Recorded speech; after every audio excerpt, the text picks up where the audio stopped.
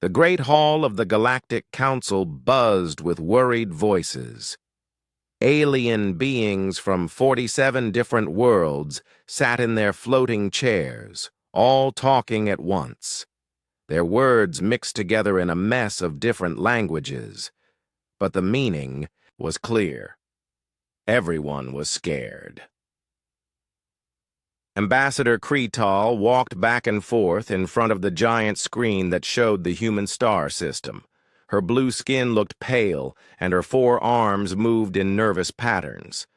She had been trying to talk to the humans for 3 months now. They would not answer. "This makes no sense," she said to the other ambassadors. "Humans always talk. They love to talk. They send messages about everything. What they eat, what they think, what their weather is like. But now, nothing." The Malari ambassador, a tall being covered in soft fur, raised one of his long fingers. "Maybe they are sick? A plague could make them too weak to send messages." "No," said Commander Vex from his war station. His red eyes glowed as he looked at his data screens. "Our spy. Satellites show normal movement on their worlds. Ships flying around, cities full of lights. They are fine. They just will not talk to us." Kretal stopped walking and looked at the big screen again. Earth looked so small and blue from here. Such a pretty world for such strange creatures. "What about their trade ships? Are they still coming to our markets?" A small, round alien with many eyes spoke up. "That is the problem. Human trade ships stopped coming to our stations 2 weeks ago. Not just late, they stopped coming at all. My people make good money selling them rare metals. Now we have tons of metal and no buyers." More voices joined in. The snake-like Theron said human tourists stopped visiting their hot desert worlds. The water-loving Aquari said human scientists stopped asking to study in their deep ocean cities. Even the peaceful plant people from the garden worlds said human farmers stopped buying their special seeds. "This is very bad," said the council leader, an ancient being whose skin looked like old tree bark. "Humans bring new ideas to our galaxy. They fix problems we cannot fix. They make friends with everyone. If they stop working with us, many worlds will have trouble." Commander Vex's screens showed more data. "Sir, there is something else. Human military ships are still moving, but they use new paths through space. They do not go near our watching stations anymore. It is like they know where all our secret cameras are." The room went quiet. Every alien leader knew what this meant. The humans were not just ignoring them. The humans were avoiding them on purpose, far away from the council. Hall on a space station near Earth's moon, Admiral Hyun looked at the same kind of screens. But his screens showed something different. They showed hundreds of alien ships moving toward human space, not coming to attack, but coming to check on them. "Sir," said Commander Gina, walking up to his desk. "The alien fleets are getting closer. Should we be worried?" Admiral Hyun was an old man with gray hair and tired eyes. He had fought in many space battles, but this felt different. "No, Gina, they are not coming to fight. They are coming because they are scared. When someone stops talking to you after 20 years of friendship, you get worried." "But why are we not talking to them? The Council has been good to us. They helped us learn about space travel. They taught us about other worlds. They even helped us stop that asteroid from hitting Mars." Hyun turned his chair to look out the window at Earth. The blue planet looked peaceful, but he knew better. Down there, in secret rooms, the smartest humans were working on something big, something that would change everything. "Gina, what would you do if you found out your best friend was lying to you? Not small lies, but big ones. Lies about who you are and what you can do. The young commander thought about this. I guess I would stop talking to them until I figured out what to do. Next, that is exactly what we are doing. On Earth, in a building hidden deep underground, Dr. Tay worked late into the night. Her job was to listen to alien radio signals and learn about their cultures. But for the past 3 months, she had been listening to something else. Fear. Theat. Aliens were talking to each other more than ever before. They sent messages back and forth across the galaxy, all asking the same question. What is wrong with the humans? Some aliens thought humans were getting ready for war. Others worried that Earth had been taken over by a different alien race. A few even wondered if humans had all died from some terrible sickness. Dr. Tay took off her headphones and rubbed her tired eyes. She knew the real answer, and it made her stomach feel sick. The truth was so bad that the human leaders decided. It was better to say nothing at all than to try to explain it. 3 months ago, everything had been normal. Humans worked with aliens on science projects. Human children learned alien languages in school. Human artists made paintings of alien sunsets they had never seen. Then Nari found the files. Dr. Tai remembered that day clearly. Nari had been so excited about her translation work. She was helping an alien friend turn old alien books into human language. It was supposed to be simple, boring work about alien history and culture, but Nari found something else in those files. Something the aliens never meant for humans to see. Something so terrible that it changed how humans looked at every alien they had ever called friend. The secret was locked away now in the deepest, most protected computers on Earth. Only a few dozen humans knew the truth. But those few humans were the ones who made the big decisions for all of humanity, and they had decided that talking to the Galactic Council was no longer safe. Back on the space station, Admiral Hyun got a message on his private screen. It was from the secret base where the human leaders met. The message was short. Project is ready for next phase. Begin moving our people. Hyun looked at Commander Gina. She was young and smart, but she did not know the secret yet. Soon she would have to know. Soon everyone would have to know. Gina, send a message to all human colonies and space stations. Tell them to get ready for big changes. Tell them we are going to do something that has never been done before. What kind of changes, sir? Hyun stood up and looked out at the stars. Somewhere out there, aliens who thought they were friends were getting more worried every day. They had no idea what was coming. The kind of changes that happen when you find out the universe is not what you thought it was, he said. 3 months earlier, Nari had been having the best day of her work life. She sat in a bright office on Earth, looking at alien words on her computer screen. Next to her, Mina, an alien friend from the council, helped explain the harder parts. This book talks about how my people learned to build cities in space, Mina said. Her voice sounded like singing, even when she spoke human words. Your translation is very good, Nari. You understand our old language better than most of my own people? Nari smiled. She loved learning about alien cultures. Every alien race had such different ways of thinking and building and living. It made the galaxy feel like a wonderful, endless library full of amazing stories. I want to check something in the history files, Nari said, typing on her keyboard.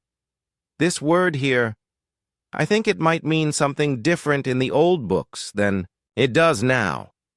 She clicked on a link that should have taken her to the public history files, but something went wrong with the computer. Instead of the normal files, she found herself looking at a folder labeled Council Internal Documents, Classification Level 9.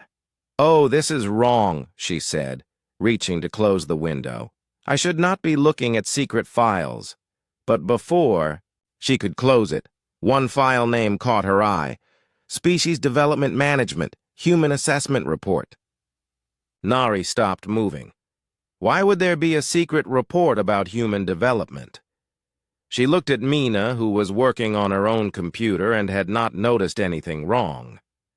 Nari's finger moved over the mouse button. She knew she should close the window and report the computer error. Looking at secret files could get her in big trouble, but the file was about humans, about her own people. Did she not have a right to know what aliens were saying about her species in secret? She clicked on the file. The first page made her blood feel cold. It was dated from just 2 months ago, and it was written by someone called the Development Oversight Committee. The title said, "Recommended Actions for Managing Human Technological Growth. Priority Level, High Concern." Nari read the first few lines 3 times before they made sense in her head. Recent analysis shows human innovation, rate exceeding safe parameters by 347%. Human adaptability scores rate as dangerous in 7 key areas. Recommend immediate implementation of Protocol 7, Controlled Dependency Creation. Her hands started shaking. She looked at Mina again, but her alien friend was still busy with her own work, humming a pretty song. Nari kept reading.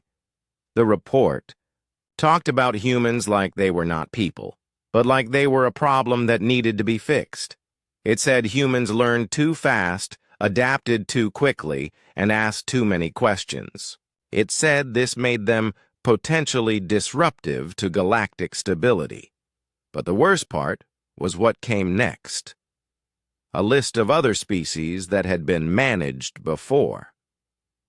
The Kethani had been really good at building things, so the Council gave them helpful new technology that made them dependent on Council materials. After a few years, the Kethani could not build anything without Council help.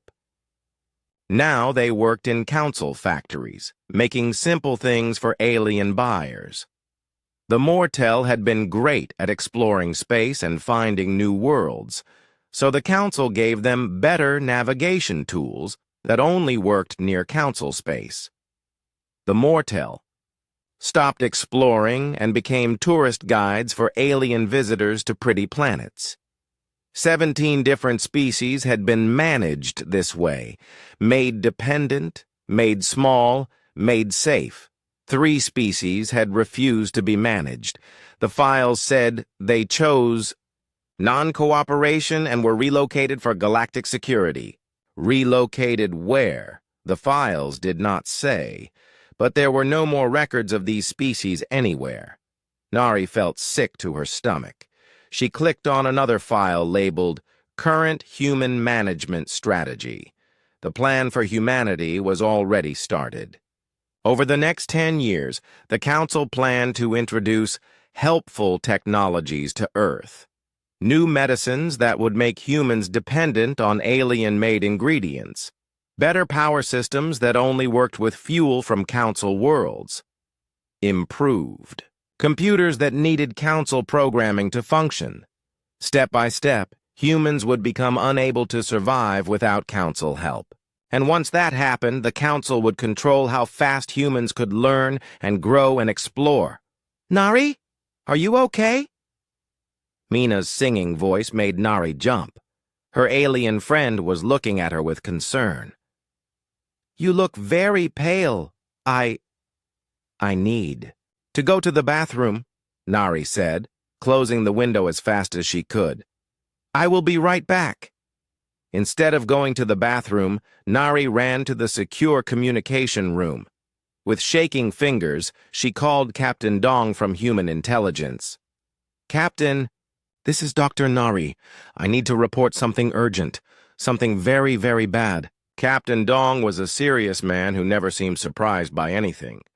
But as Nari told him what she had found, his face became more and more shocked. "Are you sure about what you saw?" he asked when she finished. "I took pictures of everything." "Before the files disappeared," Nari said. "Captain, they have been planning to make us their pets, just like they did to 17 other species." "Stay where you are. Do not tell anyone about this, especially not your alien friend. I am sending a team to get you right now." 2 hours later, Nari sat in a room deep underground with the most important people on Earth.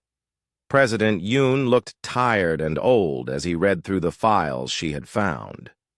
General Bo kept making angry noises as he looked at the list of managed species. "How many aliens know about this?" asked Dr. One, the head scientist. "According to the files, it is just the council leadership and some military commanders," Captain Dong answered. "Most regular aliens probably think they are helping other species develop naturally." "But Mina helped me find these files," Nari said. "She is my friend. She would never hurt humans on purpose." President Yoon looked up from the papers. "Maybe not, but her leaders would, and they have been planning to hurt us for years." The room went quiet as everyone thought about what this meant. For 20 years, humans had trusted the Galactic Council. They had shared their culture, their science, even their children in exchange. Programs, all the time, the Council had been planning to make them slaves. "What do we do now?" asked General Bo. "Do we fight them? Do we tell other humans what we learned?" "If we fight, they will win," said Captain Dong. "They have thousands of warships, and we have dozens. If we tell everyone the truth right now, there might be panic. People might do stupid things that get everyone killed." President Yoon stood up and walked to the window. Outside, the city looked normal and peaceful. Children played in parks, people went to work. Nobody knew that their whole world had changed in one afternoon. "We need time to think and plan," he said finally. "Time to figure out how to protect our people and our future. Until then, we stop all contact with the Council. No trade, no meetings, no friendly messages, nothing." "Sir, they will notice," said Dr. One. "When we suddenly stop talking to them, they will want to know why." "Let them wonder," President Yoon said. "Let them worry. Let them show us who they really are when they think we might be a threat to their plans." And so began the Great Silence. No human ship visited Council space. No human answered Council messages. No human scientist worked on joint projects with alien friends. The Council had spent decades planning to make humans into pets. Now they were about to learn what happened when you tried to put a leash on a species that valued freedom above everything else. But first, humans had to figure out exactly how far the Council's lies went and what they could do about it. The search for the truth was about to begin. The trade station Nexus 7 had been the busiest place in the galaxy for over 50 years. Every day, thousands of ships from different worlds came here to buy and sell goods. The station was so big that it took 3 hours to fly from one end to the other. But today, station manager Kellex walked through empty hallways, counting all the closed shops. 17 businesses shut down this week, he told his assistant, a young Malari named Pip. All because human traders stopped coming. Pip looked at his data pad, his furry fingers moving across the screen. "It is not just the human shops, sir. The Theran metal sellers have no customers because humans bought most of their rare materials. The Aquari crystal growers cannot sell their products because humans were their biggest buyers. Even the food court is empty because human tourists always came here to try alien meals." Kellex felt a headache growing behind his 3 eyes. Nexus 7 made money by taking a small payment from every trade deal. When trade slowed down, the station lost money. When trade stopped completely, the station might have to close. Have we heard anything from the council about why humans stopped trading? He asked. Nothing official, Pip said quietly. But I heard rumors. Some people say the council sent messages to human worlds asking what is wrong. The humans never answered. Kellock stopped, walking. In all his years running the station, he had never heard of humans ignoring messages. Humans loved to talk, especially about trade deals and making money. Meanwhile, on the war planet Drakmor, Commander Vex studied reports from across the galaxy.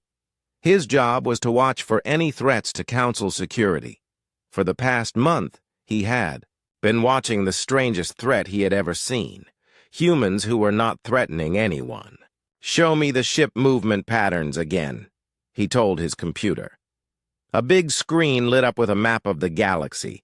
Normal space routes showed up as bright blue lines connecting different star systems. But there were gaps now. Big empty spaces where human ships used to travel. Computer, where are the human ships going instead? Unknown, the computer answered in its flat voice. Human vessels have not been detected on any monitored trade routes for 23 standard days. However, long-range sensors indicate continued human ship activity in uncharted space regions. Vex felt worried. Uncharted space meant areas where the Council had no watching stations, no cameras, no listening devices, no way to know what was happening. If humans were traveling through uncharted space, they could be going anywhere and doing anything. Computer, how are human ships navigating through uncharted space? Those areas have no navigation beacons or safe route maps. Unknown. Current human navigation methods appear to exceed our technological projections by significant margins. That made Vex feel even more worried. According to Council records, humans were still learning basic space travel. They should not be able to navigate dangerous uncharted space better than species who had been flying between stars for thousands of years. On the peaceful world of Meloria, Ambassador Zora hosted an emergency meeting of the Council's Diplomatic Committee. The meeting room was beautiful, with walls made of living crystal that changed colors based on the mood of the people inside. Right now, the walls were dark red, showing everyone's worry and fear. We cannot wait any longer, Zora said to the other ambassadors.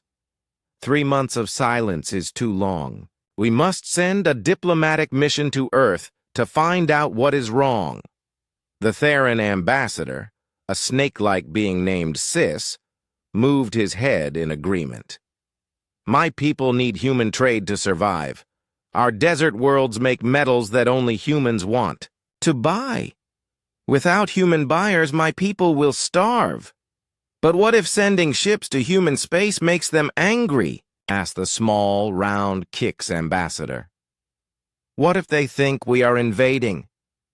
Humans are not violent people, Zora said. Even when they disagree with other species, they always talk about problems instead of fighting. A small diplomatic fleet should be safe. The vote was close, but Zora's idea won. The Council would send 50 ships to Earth, enough to show they were serious, but not so many that it would look like an attack. Admiral Thex commanded the diplomatic fleet from his flagship, the Peacebringer. He was an old soldier who had fought in the last Galactic War 30 years ago, but this mission felt more dangerous than any battle he had ever been in.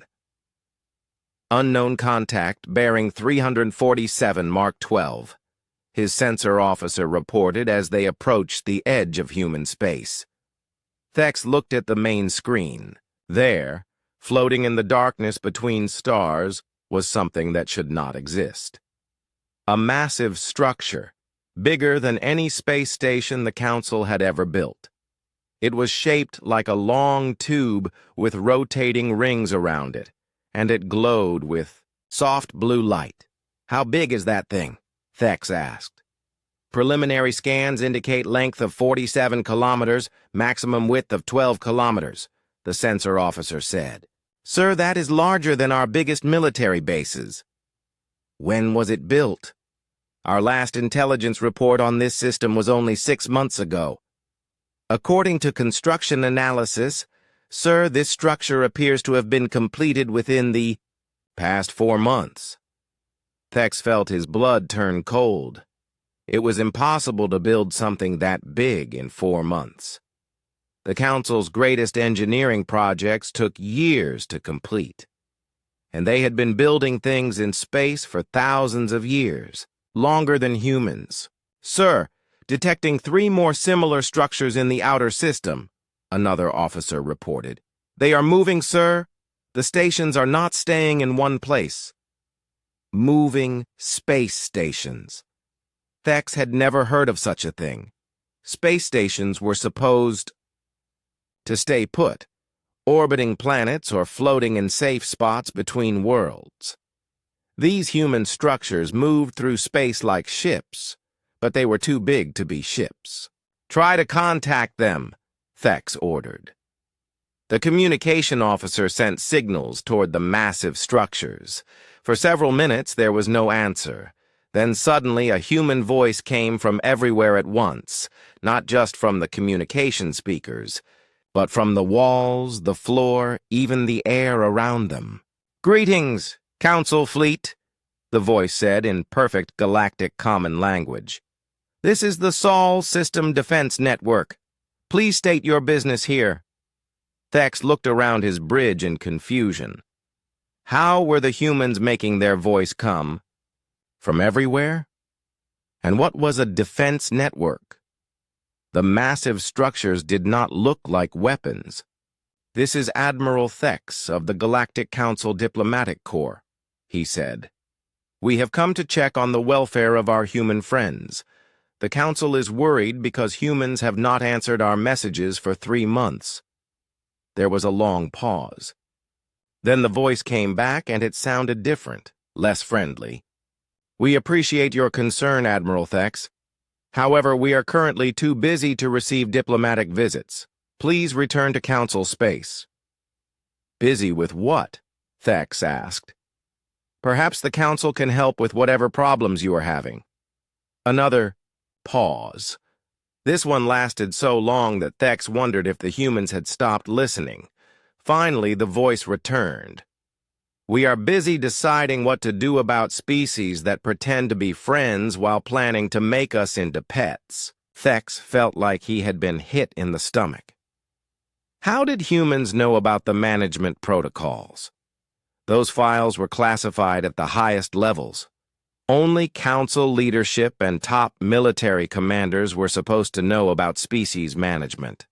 I do not understand what you mean, Thex said, trying to keep his voice calm. The Council has always treated humanity as equal partners. Admiral Thex, we have copies of your files. We know about the 17 species you have managed before us. We know about the 3 species that chose non-cooperation.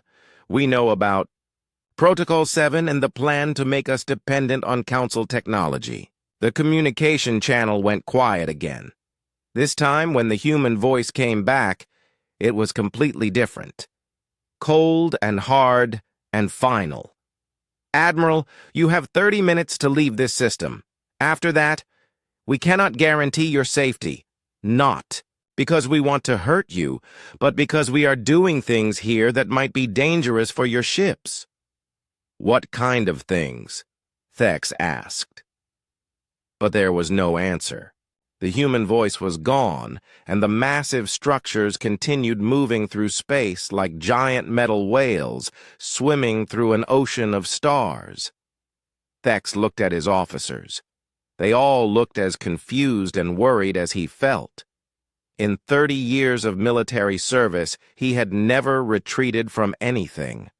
But something in that human voice told him that staying would be a very bad idea. Set course for Council space, he ordered. Maximum speed. As the diplomatic fleet flew away from human space, Thex watched the massive structures on his rear screens. They were beautiful and terrible at the same time, like metal mountains floating in the void. Whatever humans were building out there, it was going to change everything. On the hidden side of Earth's moon, where alien satellites could not see, Dr. Sol worked in the biggest construction project in human history. The underground factory stretched for kilometers in every direction, filled with machines that built parts for something the galaxy had never seen before. "How many more sections do we need?" Dr. Sol asked her assistant, Engineer Kai, as they walked through the factory floor. 17 more hull sections for Arc Ship 3 and 26 more for Arc Ship 4, Kai answered, checking his data pad. "The good news is that we are building faster now. Each ship takes half the time of the one before it." Dr. Sol smiled. Humans had always been good at learning how to do things better and faster. That was one of the things that scared the Galactic Council about humanity. They learned too quickly. "What about the drive systems? Are they ready?" "All 4 ships now have working FTL drives, but not the kind the Council taught us about. We took apart their technology and built something much better. Our ships can jump anywhere in the galaxy instantly without needing to follow the Council's space routes." Above them, on the surface of the moon, General Bo watched the construction through thick glass windows. The Arc ships looked like giant metal cities floating in space. Each one was 50 kilometers long and 20 kilometers wide, big enough to hold millions of people along with everything they would need to live in space forever. "Are they really ships, or are they space stations?" asked his aide, Colonel Min. "Both," General Bo said. "They can travel anywhere in the galaxy, but they are also complete worlds. Farms for growing food, factories for making everything we need, schools for teaching children, hospitals for taking care of sick people, everything a human civilization needs to survive without help from anyone else." Colonel Min looked worried. "Sir, are we really planning to abandon Earth? This is our home world. Humans have lived here for thousands of years." General Bo pointed to the Arc ships floating outside. "We are not abandoning Earth, Min. We are taking it with us." On Arc Ship 1, Administrator Jun managed the biggest moving project in history. Entire cities were being carefully taken apart on Earth and put back together inside the Arc ships. Not just buildings, but everything that made human culture special. Libraries full of books, museums full of art, even parks with real trees and grass. "How many people have we moved so far?" June asked her team leader, Manager Dong. 200 million people are already living on the 4 Arc ships, Dong answered. "Another 300 million are ready to move next month. The biggest challenge is convincing people to leave everything they know behind." "What do you tell them when they ask why we are doing this?" "The truth. That we found out our alien friends have been lying to us for 20 years. That they plan to make us into slaves. That the only way to stay free is to leave and build our own civilization somewhere else." Jun looked out the window at Earth, so blue and beautiful in the distance. It hurt her heart to think about leaving the world where humans had always lived. But it hurt more to think about staying and letting aliens control their future. In the deepest part of Arc Ship 2, Dr. Wan worked in a laboratory that would have amazed even the smartest Council scientists. She had been studying the alien technology that the Council had given to humans over the years, taking it apart to understand how it really worked. "The Council has been lying about everything," she told her research team. "They said they were giving us their best technology to help us grow and learn. But look at this." She pointed to a machine that had been taken apart into thousands of pieces. "This is a Council FTL communicator. They said it was the fastest way to send messages across space. But when I studied how it works, I found something interesting. The technology inside is designed to be slow and limited on purpose." Her assistant, Dr. Ray, looked confused. Why would they make their own technology work badly? Because it is not their technology, Dr. Wan said. Look at these parts here. And here. And this whole section. The Council did not invent FTL communication. They found it, just like we did. But they only gave us the limited version. Found it where? Dr. Wan smiled, but it was not a happy smile. That is the biggest secret of all. Computer. Show research. File 7. A huge screen lit up with images from across the galaxy, ancient ruins on dead worlds, strange technology buried under ice and rock, massive structures floating in empty space, dark and abandoned. The Council did not build their civilization, Dr. Wan said. They found it. The galaxy is full of ruins from species that came before them. The Council just dug up old technology and pretended they invented it. Dr. Ray stared at the images on the screen. So where did the original builders go? Some died out naturally, some were destroyed by wars or disasters, but some... Dr. Wan clicked to a new image. Some were managed by the Council until they disappeared. The new image showed a star map with hundreds of red dots. Each dot marked a world where an advanced species used to live but did not anymore. The Council has been doing this for thousands of years, Dr. Wan said. They find smart species, pretend to be their friends, then slowly take control of them. When a species gets too smart or too independent, they make them disappear and take over their worlds. But why? Why not just let species develop on their own? Because the Council is not just one group. It is dozens of different species that all want to be in charge. They work together to control everyone else because they are afraid of being controlled themselves. If they let other species become too powerful, some of those species might try to take over the Council. Dr. Ray looked sick. So, the whole galaxy is really just a prison where the Council keeps everyone weak and scared?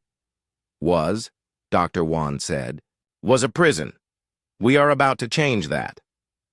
In the command center of Arc Ship 4, Captain Tay monitored communications from across the galaxy.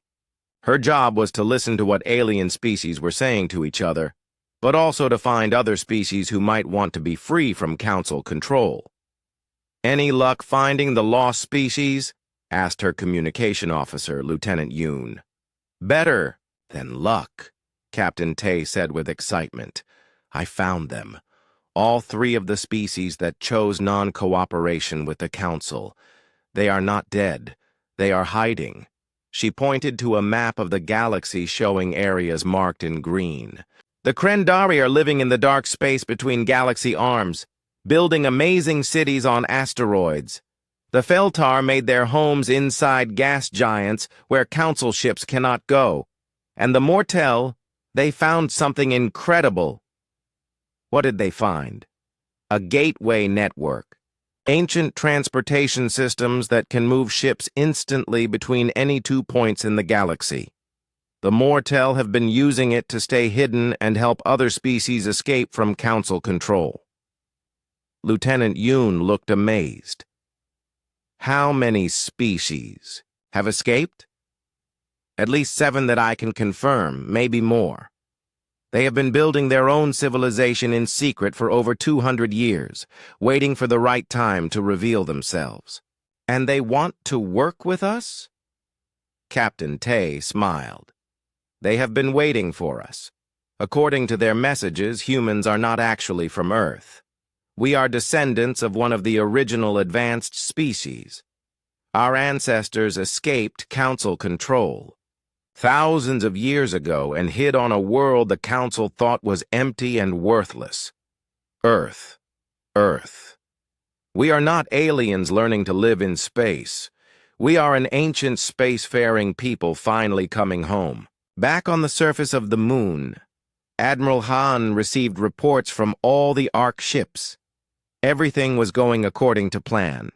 In 2 more weeks, all of human civilization would be loaded onto the ships and ready to leave. Sir, what about the humans who do not want to come with us? Asked Commander Gina. We are not forcing anyone, Admiral Hyun said. But we are not leaving anyone behind either. Every human who wants to stay on Earth can stay. We will leave them everything they need to live good lives, but they will have to deal with the Council on their own. And the Council?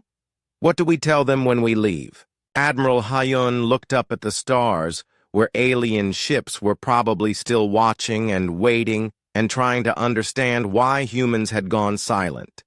We tell them the truth, that we know what they plan to do to us, that we choose freedom over their fake friendship, and that if they try to follow us or hurt the humans who stay behind, they will discover why their ancestors were so afraid of the species that built all this ancient technology they have been stealing. Commander Gina looked confused. Sir, I do not understand. How will they discover that? Admiral Hyun smiled. Because we are going to show them what the original builders could do. And then we are going to do it better. 6 months after the Great Silence began, the Galactic Council faced the worst crisis in their history. In the Great Meeting Hall, representatives from 47 worlds argued and blamed each other for problems that kept getting worse every day. My people are starving! Shouted the Theran ambassador, his snake-like body coiled in anger. Human traders bought 90% of our rare metals. Without that money, we cannot buy food from other worlds. The Aquari crystal mines are shutting. Down, said another voice. Humans were our biggest customers. Now we have mountains of beautiful crystals and no one to sell them to. Ambassador Kretal tried to keep order, but it was hopeless. 17 different species had economic problems, because human trade had stopped. 5 more species were having political trouble because human tourists and students had stopped visiting their worlds. But the worst news came from the Council's military scouts. The human star system is gone, Commander Vex reported to the shocked assembly. Not destroyed. Gone. There is empty space where Sol used to be. The meeting hall went completely quiet. Even the translator machines stopped humming. That is impossible, said the ancient council leader. You cannot move a star system. Stars are too big and too hot. Planets are held in place by gravity that is stronger than any technology. Sir, I have checked the readings 5 times, Vex said. I sent 3 different scout ships to confirm. The Star Soul, all 9 planets including Earth, the asteroid belts, even the small moons. Everything has vanished. Space sensors show no wreckage, no energy signatures, no sign that anything was ever there. Council leader's old face looked even more tired than usual. How do you move an entire star system without leaving any trace? We do not know, sir. This is beyond any technology in Council records. That was when the message arrived.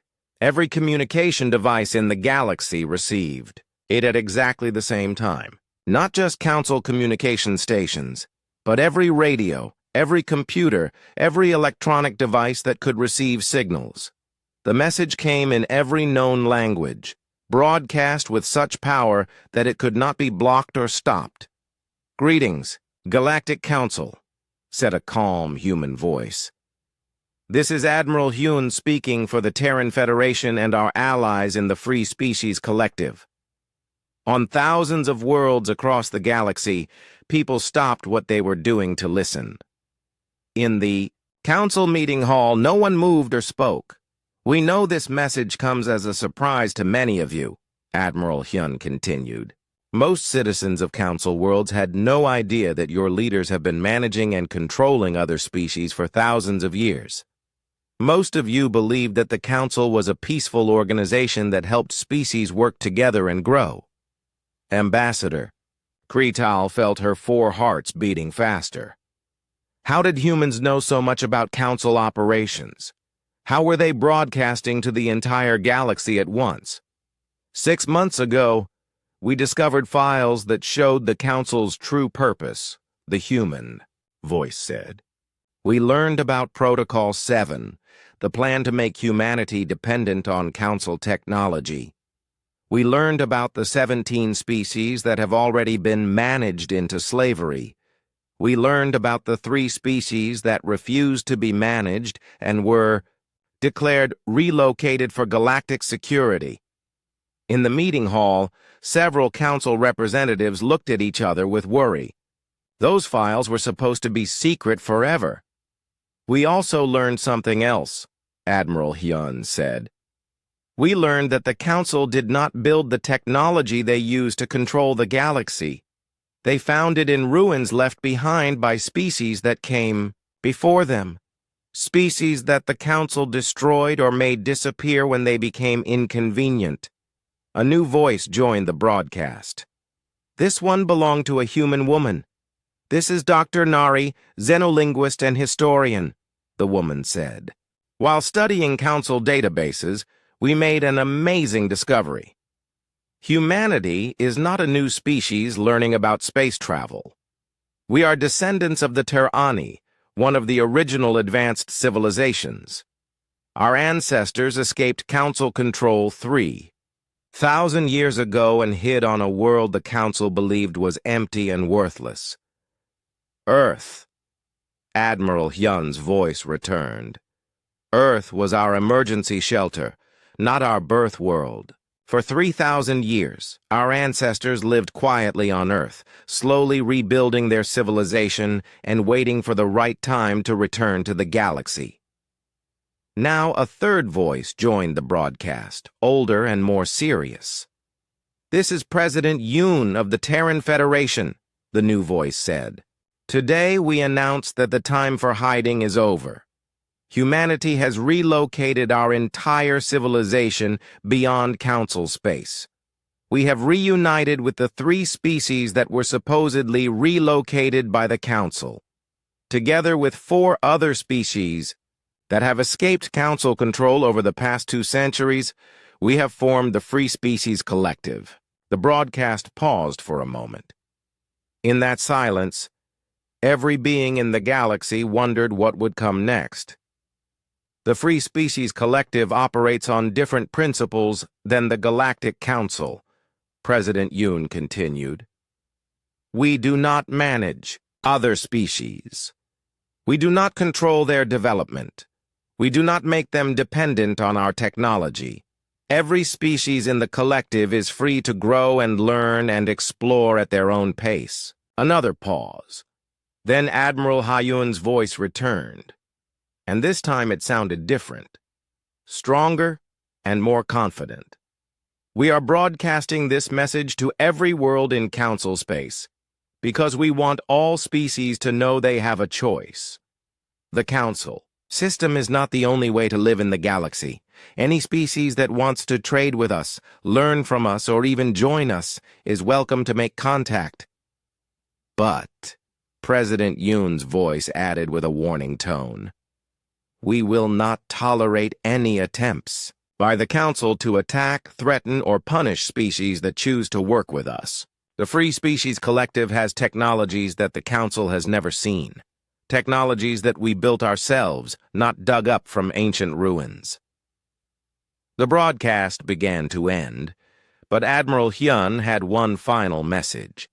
To the citizens of Council, worlds who had no idea what their leaders were doing. This is not your fault.